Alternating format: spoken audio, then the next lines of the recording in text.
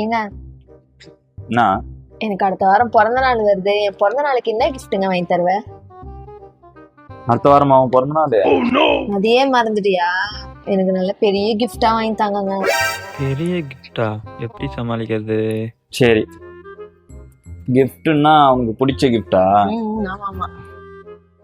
சரி, நான் உன்கிட்ட ஒன்னு கேக்குறேன், கரெக்டா பதில் சொல்லணும். இந்த உலகத்திலேயே உனக்கு ரொம்ப பிடிச்சது யார்? ரொம்ப பிடிச்சதுன்னா நீ தாங்க. இதைத்தான் எதிர்பார்த்தேன். இப்ப பார்.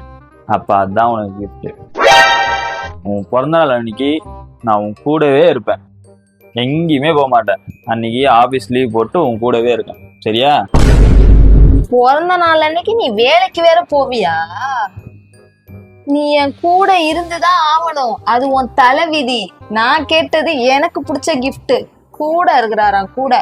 ஒழுங்கா பிறந்த நாள் அன்னைக்கு டென்ஷன் பண்ணாம எனக்கு பிடிச்ச கிஃப்ட பண்ணிடு. இல்ல நீ இங்க இருப்பியா இல்ல மேல போயிருவியான்னு எனக்கே தெரியாது, புரியுதா? நம் ராஜதந்திரங்கள் அனைத்தும் வீணாகிவிட்டது. கிஃப்ட்னா நம்ம எதனா வாங்கி தர்றது தான். அம்மாவுக்கு பிடிச்ச கிஃப்டா வாங்கி தரணுமா? வாங்கி தரலன்னா மேல வேற அனுப்பிடுவேன்.